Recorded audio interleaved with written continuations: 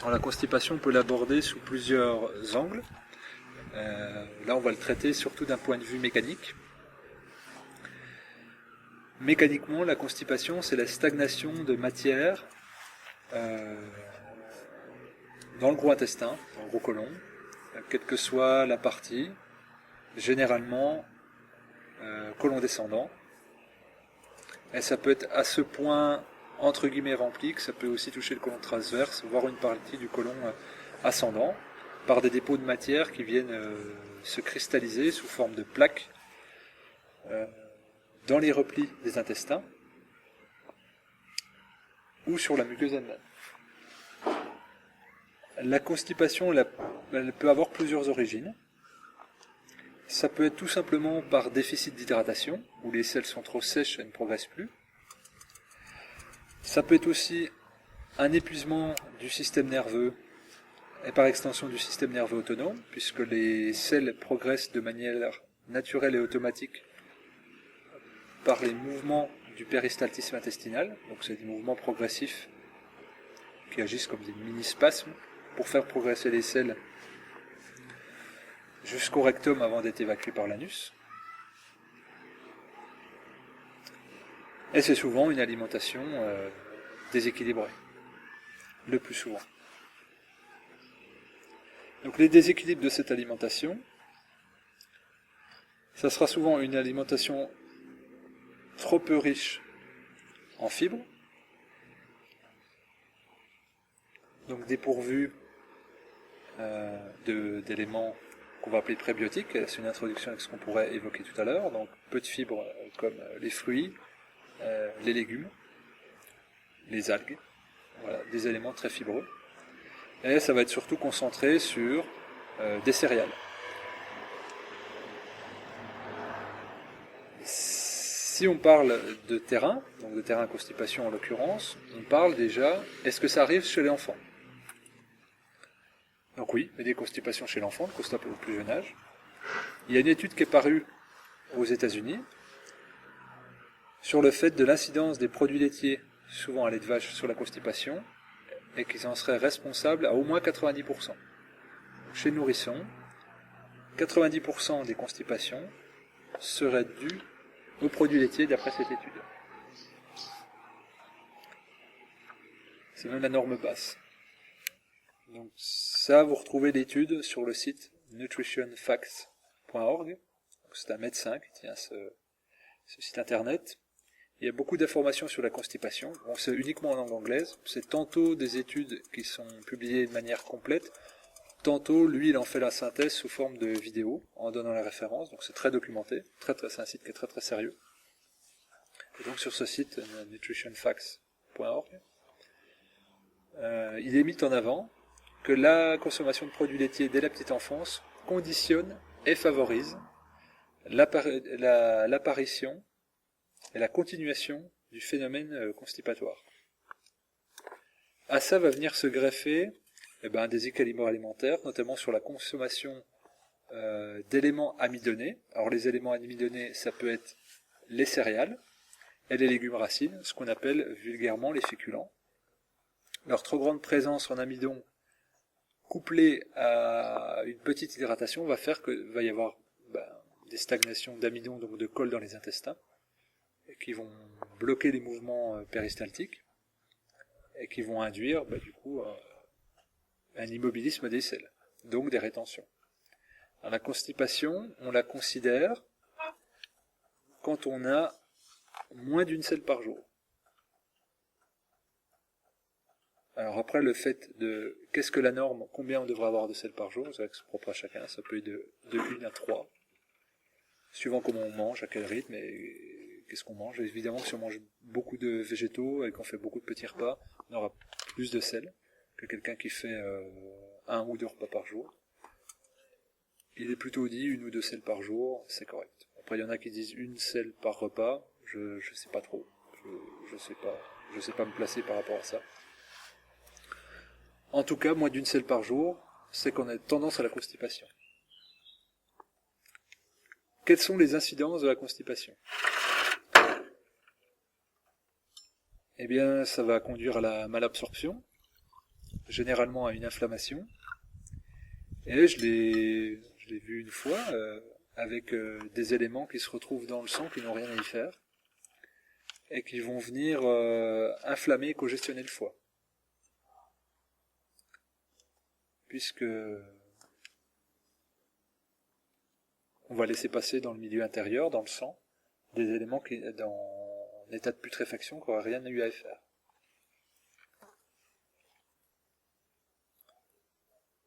Est-ce que la constipation est héréditaire? A priori, il n'y a aucune raison. Par contre, ce qui va être héréditaire, c'est la façon de se nourrir. Donc en effet, on peut dire, dans la famille, il y a des problèmes de constipation, si dans la famille, on mange de la même façon, c'est-à-dire de manière inadéquate pour que les selles progressent naturellement dans les intestins. Après, il peut y avoir aussi des malformations, c'est-à-dire des rétrécissements du côlon à certains endroits qui font que les selles bloquent. Ça, en effet, ça peut être une source pathologique sur laquelle l'alimentation aura une influence, mais du coup, où il faudra régler le problème autrement. Donc on va s'attacher à voir d'un point de vue mécanique comment améliorer le phénomène de constipation. Déjà, la première chose, c'est boire plus, et si possible entre les repas. Pour amener de l'hydratation, donc c'est-à-dire que la matière sèche devienne plus humide et que ça progresse de manière plus fluide dans le tube digestif. La deuxième chose, c'est de mettre plus de fibres. Mais généralement, quand on met plus de fibres, on pense aussi aux céréales. Et on a vu que c'était un problème du fait de présence d'amidon. Donc moi, je serais plus favorable à mettre beaucoup plus de fruits. Et les fruits ont l'avantage de contenir à la fois de l'eau et à la fois des fibres. Donc ce serait les fruits en premier. Mais des fruits mûrs. La banane non mûre aura tendance à constiper. La banane bien mûre aura tendance à fluidifier les selles. Pour ce qui est des légumes, si la constipation s'accompagne d'un état inflammatoire, ce qui est généralement le cas, les fibres vont avoir une action irritante sur la muqueuse intestinale, donc on préférera plutôt les fibres ramollies par la cuisson. Donc là, ça sera cuisson plutôt basse température, et on prendra des choses qui ont des fibres marquées. Ça pourrait être de la courgette, ça pourrait être du concombre cuit légèrement, la carotte aussi, même si on dit que c'est une tendance à la constipation, les fibres font que. Et puis tout ce qui est feuilles, tout ce qui va être à feuilles, mais cuites. Alors faire attention parce qu'il y a certaines formes, notamment les épinards, qui une fois qu'ils sont cuits deviennent en partie toxiques à cause de l'acide oxalique et qui devient donc indigeste car démétabolisé, donc plutôt des côtes de bête et d'autres fans. Le céleri, qui était très fibreux, sera aussi très bon. Et puis en fruits, la poire, qui est très très fibreuse. Voilà, ça c'est pour les... Déjà avec ces éléments-là, en général, on obtient des résultats. Ensuite, il y a des graines qui vont favoriser aussi une meilleure progression. Ça va être les graines de lin et les graines de chia, qui sont des graines dites mucilagineuses, c'est-à-dire qu'au contact de l'eau, elles deviennent gluantes. Alors ça pourrait paraître paradoxal par rapport aux aliments amidonnés, féculents, où on a dit qu'il fallait fuir la glu qu'ils apportent. Mais là, c'est une glu qui va plus se présenter sous forme de gel, et ce gel-là va entourer le tube digestif et pousser les selles. Donc le chia et les graines de lin sont très bonnes. Alors à prendre ou broyer, ou tremper, puisqu'elles peuvent avoir qu'une action mécanique, elles ne sont pas digestes. On dit souvent qu'il faut prendre du son de blé pour la constipation. D'un point de vue factuel, ça marche. Qu'en est-il quand on regarde plus loin? Le son de blé est extrêmement irritant pour la muqueuse des intestins. Donc le corps va avoir un mécanisme réflexe d'expulsion du son, parce que ça l'agresse, qui va avoir pour effet d'expulser ce qui se trouve devant, c'est-à-dire les selles. Donc on a l'habitude de consommer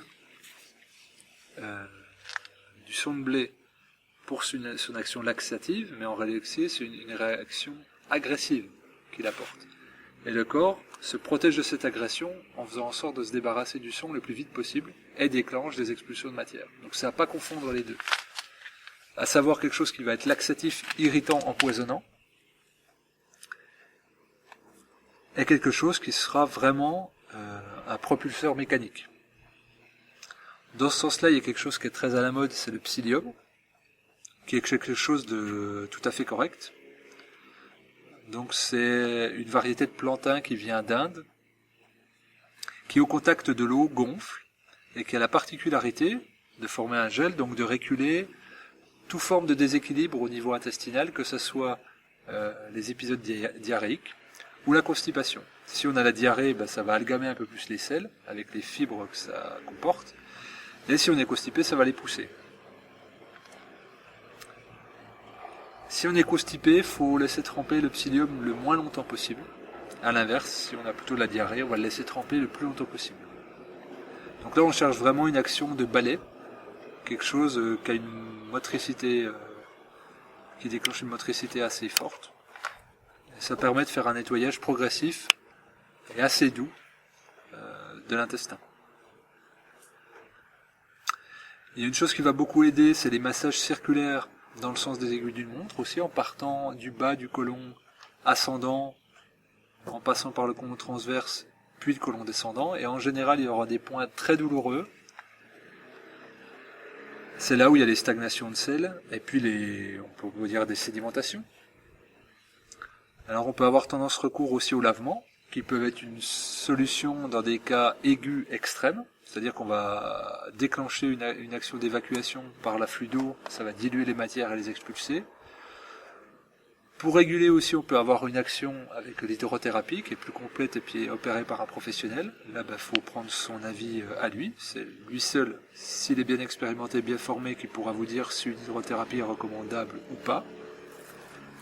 Et puis aussi, on voit que certaines personnes, simplement prenant des probiotiques, ont un meilleur transit. Alors là, ça viendrait en tant que cause d'un déséquilibre de la flore intestinale, mais qui est souvent lié à de mauvaises habitudes alimentaires.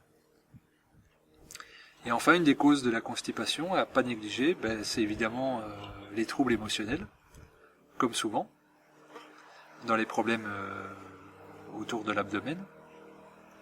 Donc on dit, on répète, ventre, deuxième cerveau, constipation, rétention des émotions, blocage psycho-émotionnel, etc., etc.